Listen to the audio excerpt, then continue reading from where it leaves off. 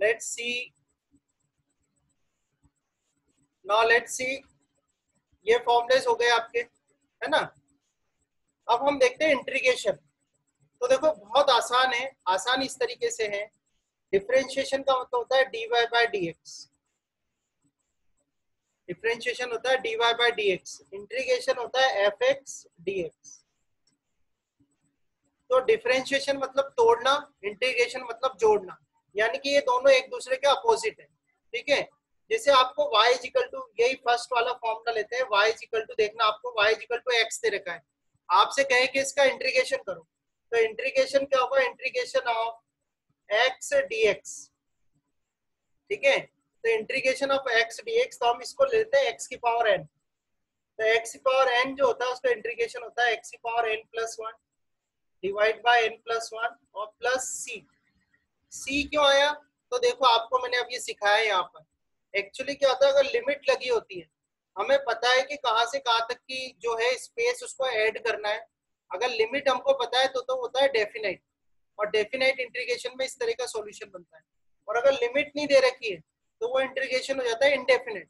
तो indefinite integration जो होता है उसके सॉल्यूशन के साथ हमेशा एक कांस्टेंट आता है।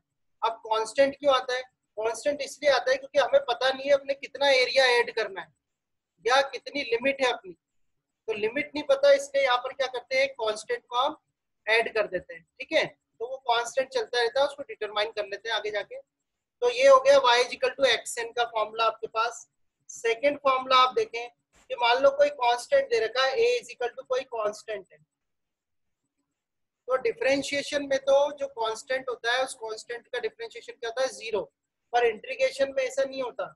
इंटीग्रेशन में अगर आपको a dx दे रखा है तो जो कांस्टेंट है वो कांस्टेंट आपका बाहर आ जाएगा, और कांस्टेंट बाहर निकाल के अंदर क्या बचेगा, 1 dx, और ये जो 1 dx होता है इसका इंटीग्रेशन होता है x और प्लस c। तो ये भी आपको ध्यान रखना है, ठीक है। ये डिफरेंशिएशन जो होता है किसी कांस्टेंट का, होता है जीरो होता है, और अगर कोई कांस्टेंट दे रखा है और उसका आप इंटीग्रेशन कर रहे हो तो इंटीग्रेशन इस तरह से होता है, इंटीग्रेशन क्या आएगा उसका, ax प्लस c, ठीक है। आगे देखते हैं हम थर्ड फॉर्मूला। देखो आप थर्ड में आपको दे रखा है y is equal to log x, y is equal to क्या दे रखा है आपको, y इज इक्वल टू आपको दे रखा है log x, ठीक है। यहाँ पर देखना आप थर्ड फॉर्मूला, तो देखो log x जो होता है, log x जो होता है, log x का डिफरेंशिएशन क्या होता है, 1 अपॉन x। ध्यान से देखना, log x का डिफरेंशिएशन क्या होता है, 1 अपॉन x। तो 1 अपॉन x का जो इंटीग्रेशन होगा वो क्या होगा, log x। समझ में आ रही है बात, इस तरह से फॉर्मूले याद करने, सिर्फ एक साइड के फॉर्मूले याद करना, दूसरे साइड के अपने आप याद हो जाएंगे। कैसे याद रखोगे, log x का डिफरेंशिएशन क्या होता है, 1 अपॉन x, तो 1 अपॉन x का इंटीग्रेशन क्या होगा, log x। समझ में आ गई बात। आगे देखो आप, नाउ लेट्स सी हियर, कितने फॉर्मूले बनाए मैंने, 3 फॉर्मूलेस यहाँ पर बनाए, 3 के बाद फोर्थ भी यही बता देते हैं आपको। ये देखो साइन एक्स का डिफरेंशिएशन क्या होता है, cos x, साइन एक्स का डिफरेंशिएशन क्या होता है, cos x, तो cos x का इंटीग्रेशन क्या होगा, साइन x। समझ में आ रही नहीं आ रही बात, इस तरह से आप याद रखना कि साइन x का डिफरेंशिएशन क्या होता है, cos x, तो cos x का इंटीग्रेशन क्या होगा, साइन x, ठीक है। ऐसे ही आगे देखो आप फिफ्थ, ये देखो आप यहाँ पर फिफ्थ फॉर्मूला ये है कि cos x का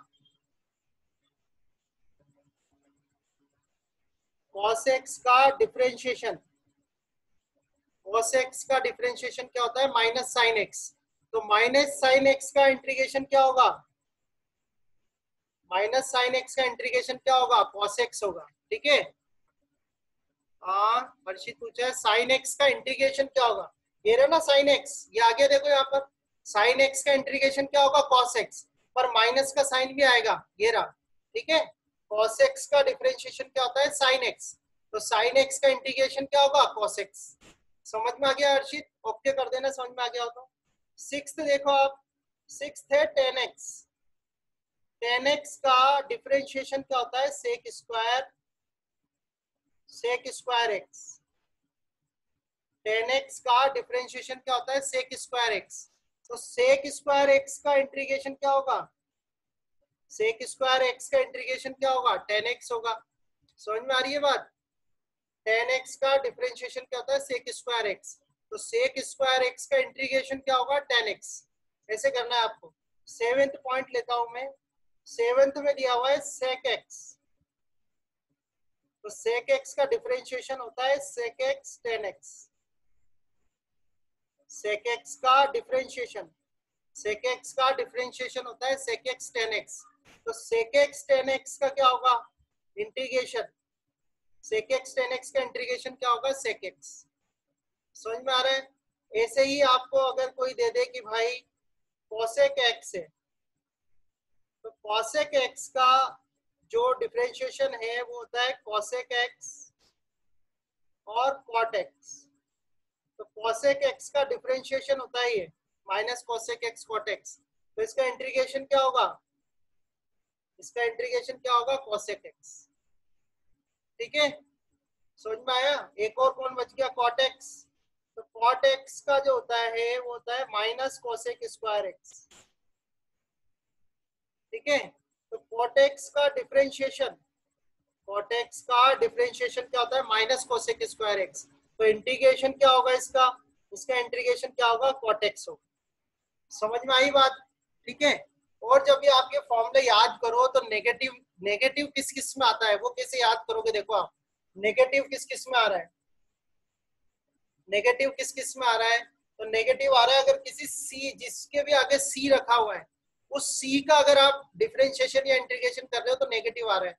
जैसे cos x में सी आ रहा है, तो cos x का करा तो क्या आएगा, माइनस साइन एक्स। ठीक है, जहां जहां नेगेटिव का आ रहा है जो सी वाले हैं उनमें आ रहा है। जैसे आपने देखा, इसके बाद आपने किसका करा था डिफरेंशिएशन, यहाँ देखो आप cot x में सी है यहाँ पे, तो इसमें भी देखो ये नेगेटिव आ रहा है। इसे आपने किसका करा, cosec x का, तो cosec x में भी यहाँ c है, तो ये देखो ये नेगेटिव आ रहा है। तो आप इस तरह से ध्यान रख सकते हो। आप ओनली डिफरेंशिएशन के याद रखना, तो डिफरेंशिएशन से आपको किसके याद हो जाएंगे, डिफरेंशिएशन से आपको इंटीग्रेशन के भी याद हो जाएंगे। अब मैं कुछ मोस्ट इंपोर्टेंट फॉर्मूलेज आपको बता रहा हूँ। मोस्ट इंपोर्टेंट, ये तो मैंने आपको ऑलमोस्ट फॉर्मूलेज बता दिए। मोस्ट इंपोर्टेंट फॉर्मूले आपको ध्यान रखने हैं। मोस्ट इंपोर्टेंट में पहला ये है, ठीक है, पहला आपको दे रखा है कि इंटीग्रेशन करो x की पावर n dx का। पावर अगर हो तो पावर अगर है तो क्या आएगा, x की power n+1 divide by n+1 और प्लस c। ये क्या करा मैंने, इंटीग्रेशन। दूसरा फॉर्मूला जो इंपॉर्टेंट है, अगर आपको दे रखा है y इक्वल टू x की पावर n, आपको क्या करना है, differentiation dy by dx differentiation. तो डिफरेंशिएशन का फॉर्मूला था n(x की पावर n-1). ठीक है, डिफरेंशिएशन जब करोगे, इंटीग्रेशन जब करते हैं x की पावर n का, तो फॉर्मूला क्या होता है, x की power n+1 divide by n+1। और अगर x की पावर n का आप डिफरेंशिएशन कर रहे हो तो फॉर्मूला क्या बनेगा, n(x की पावर n-1). ठीक है, बात समझ में आ रही है। थर्ड जो आपको ध्यान रखना है, थर्ड फॉर्मूला, अगर आपको मान लो आपको डिफरेंशिएशन करना है dy बाय dx, ठीक है। अब यहाँ पे ध्यान रखना कि y जो है, y is a function of u and v, and u is a function of x and v is a function of x। ये सब देखो, आप जब क्वेश्चन करोगे तब बहुत इजी लगेगा सब कुछ। अभी फॉर्मुलेज में आपको, अभी फॉर्मुलेज आप देख लो। जैसे आपको कोई फंक्शन दे रखा है y is equal to function of u and v, तो आप, और u और v अलग अलग जो है वो x पे डिपेंड करते हैं, तो आप कैसे करोगे डिफरेंशिएशन, पहले एक को कांस्टेंट कर दो, दूसरे का डिफरेंशिएशन कर दो, और प्लस फिर इसको कांस्टेंट करो और इसका डिफरेंशिएशन कर दो du बाय dx। ठीक है, तो ये फॉर्मूला आ जाएगा, है ना। अभी भी एक दो फॉर्मूले हैं, उसका मैं स्पेस छोड़ रहा हूँ, वो जब मैं न्यूमेरिकल आपको कराऊंगा, क्वेश्चन कराऊंगा तब बता दूंगा, बट एटलीस्ट ये फॉर्मूले आपको सबको ध्यान रखना। ठीक है, यहाँ तक समझ में आ गई बात। ठीक है, अब मैं आपको कुछ क्वेश्चंस करा रहा हूँ, इधर देखना। ठीक है भाई, एक बार ओके कर दो, ओके कर दो एक बार, ताकि फिर मैं क्वेश्चन बताऊं। अच्छा, क्वेश्चन हम वही प्रैक्टिस करेंगे जो आपके फिजिक्स में काम के हैं, जब आप फिजिक्स सॉल्व करते हो तब आते हैं, ठीक है। जैसे आपको देखो ये दे रखा है, यहाँ देखो, ये देखो क्वेश्चन देखो आप, आपको दिया है y is equal to x square. तो y is equal to x square का क्या मतलब है कि y किस पर निर्भर करता है, y किस पे डिपेंड करता है, x पर, है ना। अगर मैं x की वैल्यू बदलूंगा तो y की वैल्यू भी तो बदलेगी ना। तो यहाँ से मुझे क्या समझ में आ रहा है कि y is a function of x, y is a function of x। तो मैं जब डिफरेंशिएट करूंगा dy बाई dx, तो dy बाई dx कितना आएगा, इसका कैसे निकालोगे, तो कौन सा फॉर्मूला लगाओगे आप, कौन सा फॉर्मूला लगाओगे इसमें, x की पावर n का, x की पावर n का नहीं, देखो हाँ सीखो, मैं बता रहा हूँ, ये स्क्वायर है ना। तो मैंने क्या बोला, जब मैं यहाँ पर फॉर्मूले भी बताता जाता हूँ आपको कि y is equal to x की पावर n दिया हुआ है, तो आप dy बाई dx जब करोगे तो कितना आएगा, n x की पावर n माइनस वन। अभी बताया ना मैंने आपको फॉर्मूला, फॉर्मूला सिखाया ना मैंने आपको अभी। अगर y is equal to x की पावर n दिया हुआ है, n मतलब कोई पावर, तो यहाँ पर कितनी पावर है, 2, ठीक है। तो अब जरा सॉल्व करके बताओ, ये फॉर्मूला ला के बताओ, आंसर कितना आएगा, आंसर कितना आएगा। ये फॉर्मूला लगाओ, n की जगह कितना रखना है आपको, 2 रखना है, n की जगह कितना रखना है, 2 रखना है। तो ये फॉर्मूला ला के दिखाओ। और ये ध्यान रखना है, जिन क्वेश्चंस का मैं आपको प्रैक्टिस करा रहा हूँ, only these kind of majority of questions will come in your physics syllabus, और फिजिक्स न्यूमेरिकल और डेरिवेशंस यही आने वाले हैं आपके। वेरी गुड हर्षित, 2x करो, चिन्मय बेटा करो, फॉर्मूला लगाओ, n की जगह कितना दे रखा है, 2, तो n की जगह 2 रख दो बस, रखो, देखो कितना आएगा, 2 x की पावर 2 माइनस वन, तो कितना आ गया आपके पास, 2x आ गया, आया नहीं आया, चिन्मय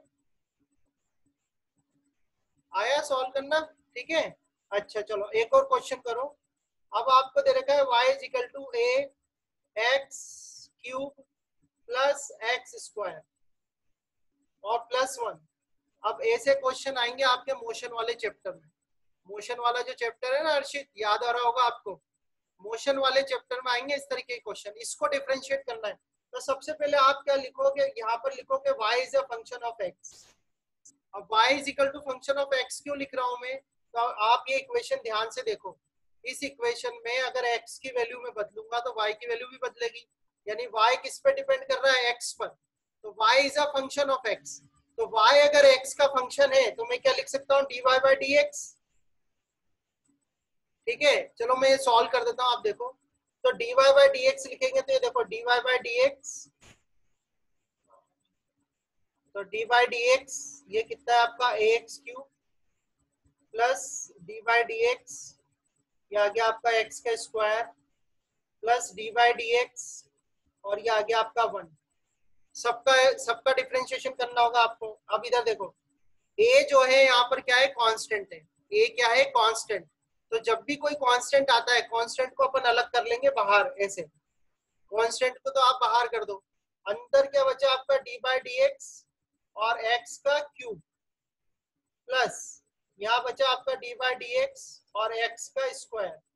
अच्छा इसका डिफरेंशिएशन कितना आएगा बोलो, D by d x of one, इसका डिफरेंशिएशन कितना आएगा, वन क्या है, एक कांस्टेंट है, कांस्टेंट का डिफरेंशिएशन कितना होता है, अभी मैंने बताया था ना आपको, कांस्टेंट का डिफरेंशिएशन कितना होता है, जीरो। वेरी गुड, तो ये कितना आ जाएगा, zero.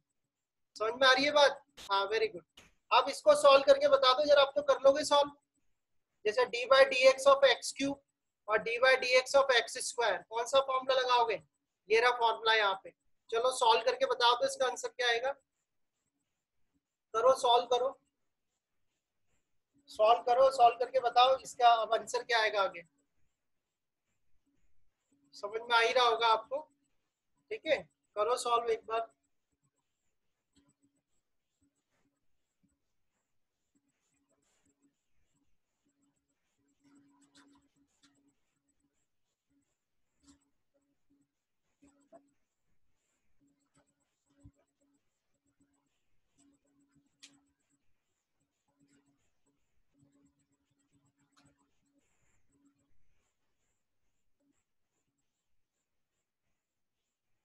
D by d x तो हट जाएगा ना। आप अगर ये जो कमांड दी है आपने, डी बाई डी एक्स जो कमांड दी है उससे इसको डिफ्रेंशिएट करना है, तो डिफ्रेंशिएट कर दोगे तो डी बाई डी एक्स तो हट ही जाएगा ना आपका। क्यों भाई, अगर आपने डिफ्रेंशिएट कर दिया तो वो तो हट जाएगा ना। करो, या मैं करूँ आपको एक बार और सॉल्व करके बताऊं?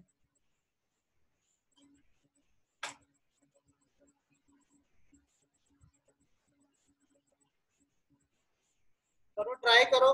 मैं एक क्वेश्चन सर्च कर रहा हूँ।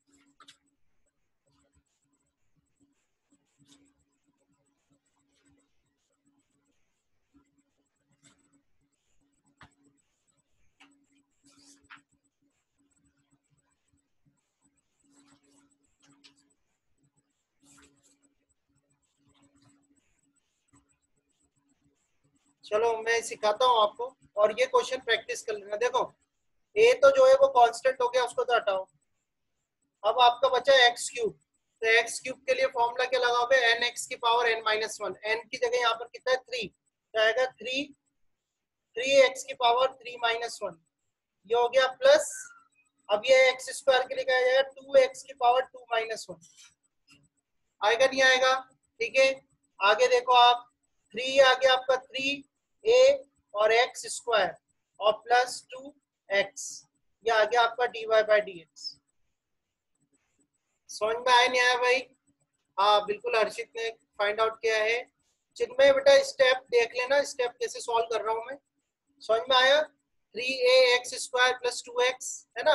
प्रैक्टिस करना है बस, नई चीज सीख रहे हो, और मैं आपको गारंटी दे रहा हूँ आप अपने बराबर के वाले बच्चों से बहुत आगे निकल जाओगे। 4 5 6 क्लास हो गई ना अपनी, उसके बाद आप देख लेना कि कितना चेंज हो जाएगा, कितना लर्न कर लोगे आप, सीख लोगे, देखना भी आप। हो गया यहाँ तक, समझ में आया आपको? ये देखो आप नेक्स्ट क्वेश्चन बता देते हैं। नेक्स्ट क्वेश्चन है कि आपको दे रखा है x, और x इज इक्वल टू दे रखा है a t square plus b t plus c, और इसमें दे रखा है कि ए बी और c are constant. A b c क्या है, कांस्टेंट है, ठीक है। ए बी सी क्या है, कांस्टेंट है। तो ये बताओ कि x जो है यहाँ पर, x किसका फंक्शन है, x किसका फंक्शन है, ए बी सी का या t का? x, और x में बता दूं, x यहाँ पर है डिस्प्लेसमेंट,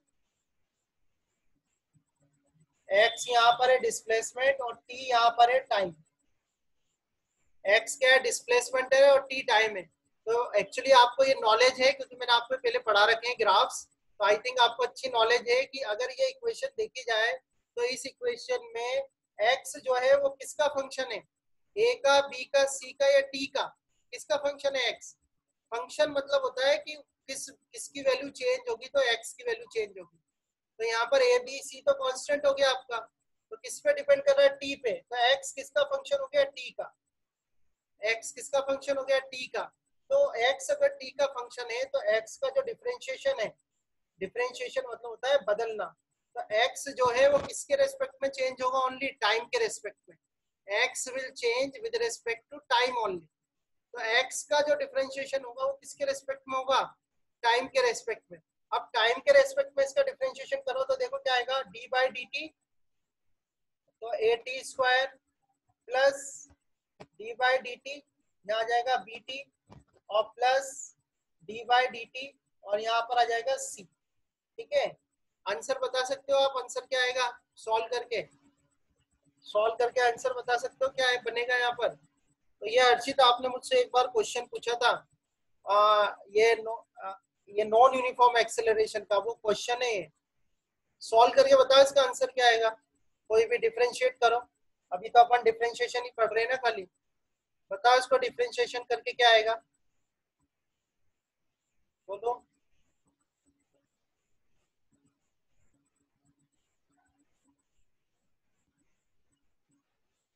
हाँ, कांस्टेंट की वैल्यू जीरो होती है अगर वो अकेला है तो।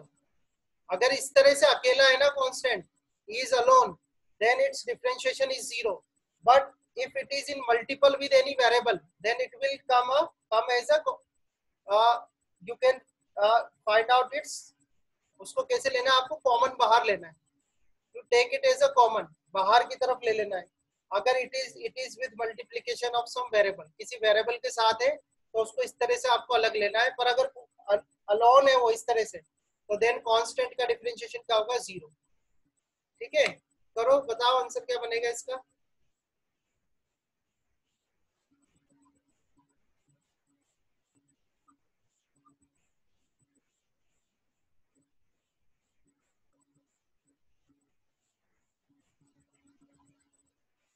करो सॉल्व करो।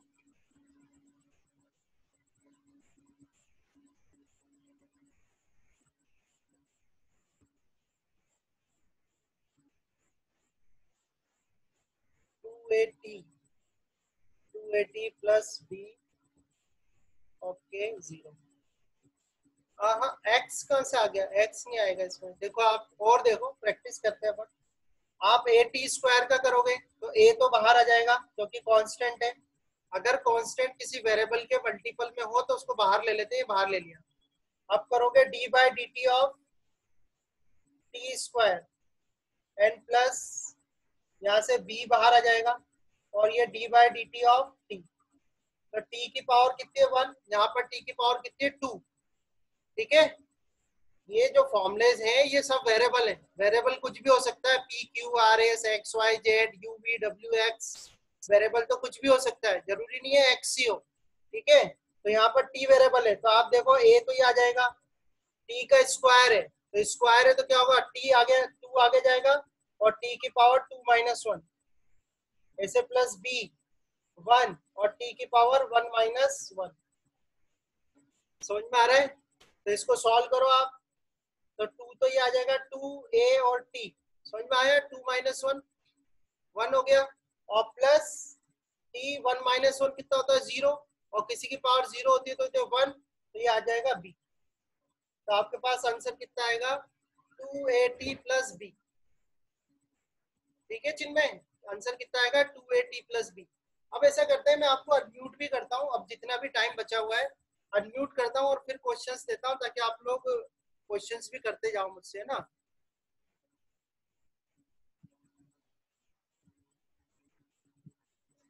कोई क्वेश्चन हो तो यस सर। है ना, क्वेश्चन भी करते जाना। सर ये भी सही था ना, 2t है प्लस 1b हाँ प्लस 0। सही है, बिल्कुल करेक्ट है आपका आंसर।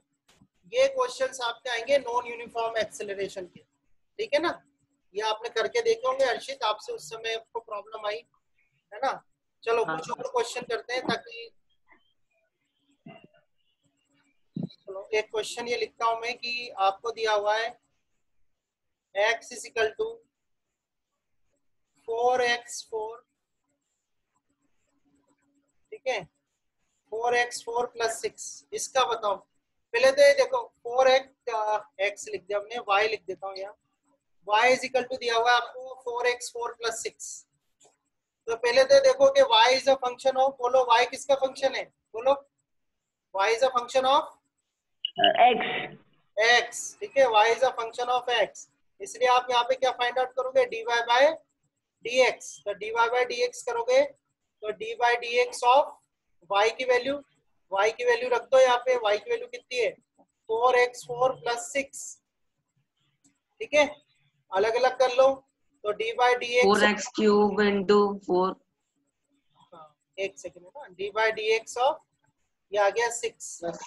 अब 4 तो क्या है, कांस्टेंट है, तो कांस्टेंट बाहर आ जाएगा, तो ये आएगा D by d x of x की पावर 4, और प्लस 6 क्या है, कांस्टेंट है, तो कांस्टेंट है और वो भी अकेला है, तो अकेला कांस्टेंट है तो उसका डिफरेंशिएशन कितना आ जाएगा 0। ठीक है, अब यहाँ क्या है आपके पास x की पावर 4 है, तो x की पावर 4 का करके देख लो आप, क्या आएगा 4 x की पावर 4 माइनस 1, ठीक है, ये कितना जाएगा 16 x की पावर 3। बोलो किसी को दिक्कत आई क्या इसमें, कोई प्रॉब्लम है। आपको क्या देखना है कि ये किसका फंक्शन है, तो जिसका फंक्शन है उसी के रेस्पेक्ट में डिफरेंशिएशन होगा उसका। तो आपने लिखा d y by d x, y की वैल्यू कितनी है, वाई की वैल्यू है, वाई की वैल्यू रख दी। अब इनको अलग अलग कर लिया, अलग अलग करने के बाद अगर कोई कांस्टेंट है तो कांस्टेंट को बाहर कर लेना, कांस्टेंट को आपने बाहर कर लिया, और ये कांस्टेंट का डिफरेंशिएशन 0 हो जाएगा। ये x की पावर n का फॉर्म में लगाना। तो फिजिक्स में मेजोरिटी ऑफ क्वेश्चन x की पावर n के ही हैं, मेजोरिटी ऑफ क्वेश्चन किसके, x की पावर n के। बोलो भाई चिन्मय, आया समझ में? ये यस सर। सर ऐसा ही 2-3 क्वेश्चन और दो जो हम लोग इस टाइप के क्वेश्चन में तो माहिर हो जाएं। ये क्या बोलना है, दोबारा बोलना, आवाज बहुत लोगों आ रही है थोड़ी डिस्टर्ब। सर आप इसी टाइप के क्वेश्चंस एक दो और दीजिए जिससे हम लोग इसमें परफेक्ट हो जाए। रिपीटेडली फिजिक्स में ऐसे क्वेश्चन आते ही रहेंगे और मैं एक्सरसाइज के लिए भी दे दूंगा आपको, डोंट वरी, इसकी चिंता मत करो। चलो और एक क्वेश्चन और देता हूँ, चलो फिर इंटीग्रेशन के भी बता दूंगा आपको। एक क्वेश्चन और देता हूँ आपको, ये देखो। सर ये लोग हम ट्राई करेंगे फर्स्ट। हाँ आप लोग सॉल्व करना, मैं एक बुक में से देता हूँ क्वेश्चन। एक मिनट देखो, मेरे पास बुक रखी हुई है, बुक में से देता हूँ क्वेश्चन। 1 सेकंड है ना।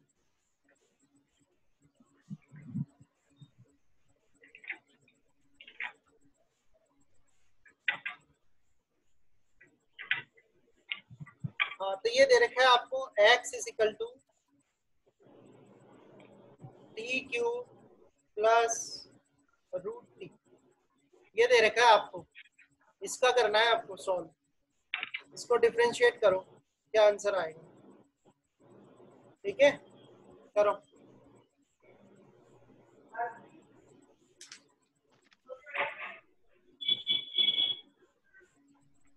सर रूटी को कैसे करें? करो, अब क्वेश्चन है, मैं सर म्यूट टी कर रहा हूँ, है ना। को तो कर लिया, 3 म्यूट कर दिया है मैंने आप लोगों को, है ना। थोड़ा डिस्टरबेंस आ रहा था आपकी साइड से, व्हीकल्स की आवाज आती है। हाँ करो करो, ट्राई करो। रूट 2 को नहीं कर सकते?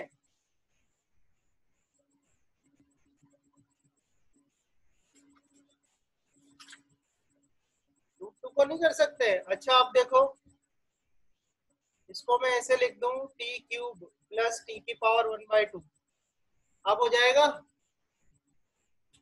टी क्यूब प्लस 1/2 अब हो जाएगा।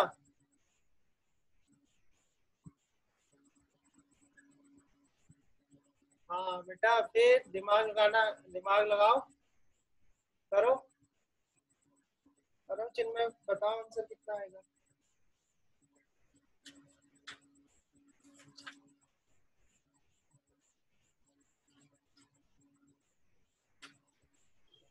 माइक ऑन कर लो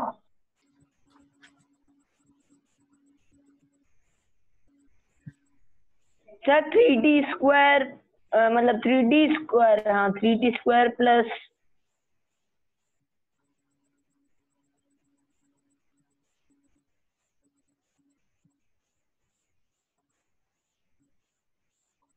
हाँ बोलो, 2t स्क्वायर प्लस, पीछे वाले का क्या आ रहा है?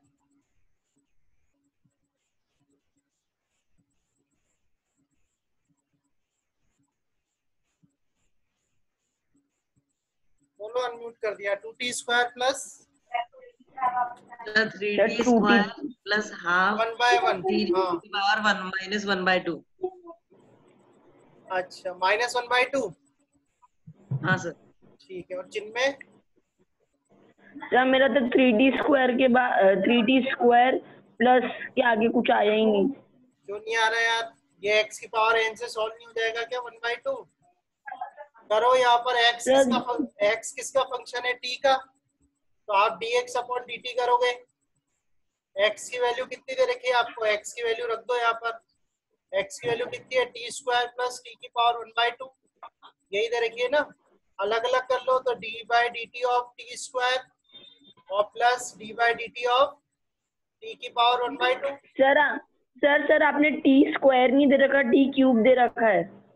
हाँ तो t क्यूब कर लेते हैं, लो t क्यूब कर दिया। फॉर्मूला तो अपन वही लगाएंगे, ठीक है। तो फॉर्मूला लगा दो। हाँ सर। क्या फॉर्मूला है, nx की पावर n-1 यानी कि 3 और t की पावर 3-1 और प्लस इसमें क्या करोगे 1/2 और t की पावर nx पावर n-1 यानी 1/2 -1। ध्यान है ना, फॉर्मूला लिखू तो नहीं दोबारा, ठीक है ना। अब ये फॉर्मूला लगा दो, तो यहाँ से देखो क्या आएगा, ये आएगा 3t स्क्वायर और प्लस 1/2 और t की पावर -1/2। क्यों भाई चिन्मय, बोलो। हर्षित को तो आ गए समझ में, हर्षित ने कर दिया, कोई दिक्कत नहीं है। क्यों भाई? ये प्रॉब्लम यस सर, सर वो मैंने छोटी। कोई दिक्कत नहीं है, पर अपन को कोशिश करनी है। देखो आपको बन रहे हैं ना, क्वेश्चन हो रहे हैं, और यही ऐसे सेम एज क्वेश्चन आपके आने वाले हैं किसमें, मोशन वाले चैप्टर में। ठीक है ना, यहाँ तक आ गया समझ में? ठीक है सर ये आपने लास्ट सेकंड स्टेप में 1/2 पहले क्यों लिखा? वो तो टी का स्क्वायर है ना, मतलब टी की पावर है ना, वो आपने नीचे 1/2 टी क्यों लिखा? फॉर्मूला क्या होता है अपना, nx की पावर n-1 होता है ना फॉर्मूला, ये रहा ना, ये दिखाया था ना आपको। हाँ सर, अच्छा। तो यस सर। 1/2 तो आगे आ जाएगा, और 1/2 - 1। ठीक है, तो ये सारे तो हैं आपके डिफरेंशिएशन यस के। मैंने आपको इस क्वेश्चन जो ढूंढ के कराए भी हैं, वो ऐसे क्वेश्चन कराए जो आपके चैप्टर्स में आगे आने वाले हैं। ठीक है, आगे हम देखते हैं कुछ क्वेश्चन। जैसे आपको दे रखा है y = x³, आपसे कहेंगे कि इसका इंटीग्रेशन करो। तो इंटीग्रेशन जब आप करोगे तो इंटीग्रेशन, अब यहाँ पर भी जो आपका y है, y is a function of x है, तो इंटीग्रेशन आप करोगे तो इंटीग्रेशन क्या होता है, fx dx।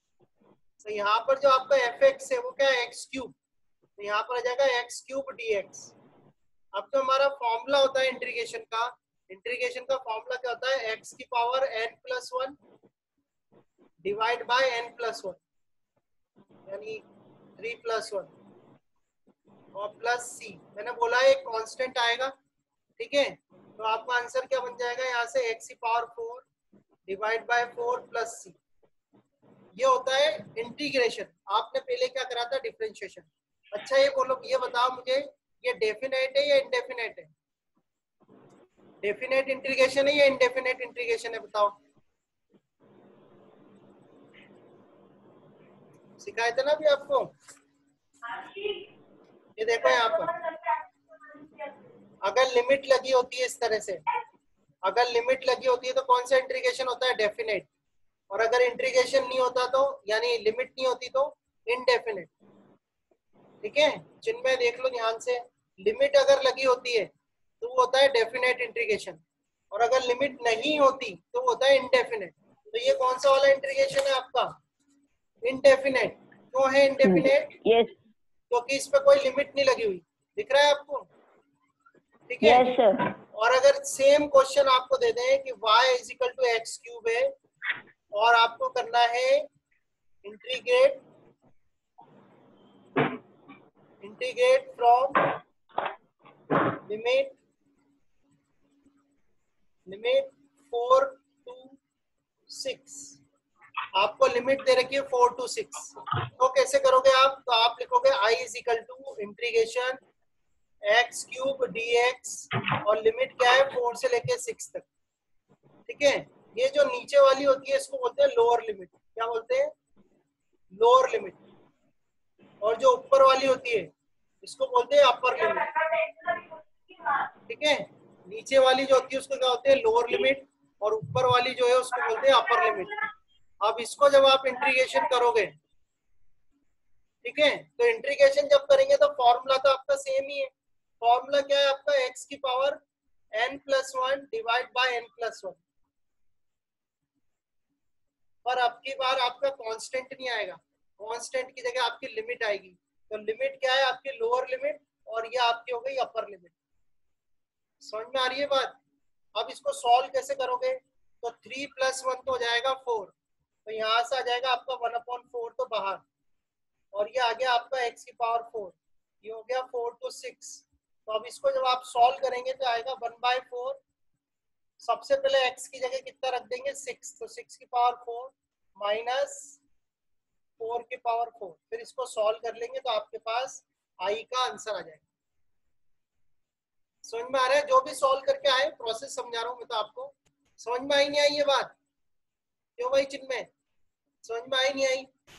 दोनों टाइप बता दिए मैंने आपको इंटीग्रेशन के। इसको बोलते हैं इनडेफिनेट और इसको बोलते हैं डेफिनेट। इनडेफिनेट में लिमिट नहीं होती, इसलिए क्या आता है, हाँ ध्यान से देख लो, इनडेफिनेट इंटीग्रेशन में लिमिट नहीं होती, और लिमिट नहीं होती इस कारण से यहाँ पर क्या आता है, कांस्टेंट आता है। इसी तरीके से जब आप डेफिनेट इंटीग्रेशन करते हैं तो डेफिनेट इंटीग्रेशन में लिमिट दी हुई होती है, और लिमिट होने की वजह से आप जब उसका सॉल्यूशन करोगे तो उसमें कोई कांस्टेंट नहीं आएगा, आपको लिमिट लगानी पड़ेगी, लोअर लिमिट अपर लिमिट, या आ गई लोअर लिमिट अपर लिमिट, और फिर उसकी वैल्यू रख देनी है आपको। ठीक है, अगर ये डिस्कनेक्ट हो जाए ना तो एक बार और कनेक्ट कर लेना, एक क्वेश्चन और बता के फिनिश कर दूंगा मैं सेशन को। ठीक है, अगर डिस्कनेक्ट हो जाए तो रिज्वाइन कर लेना। ये देखो मैं आपको एक क्वेश्चन बताता हूँ जो आपका फैमिलियर है बिल्कुल।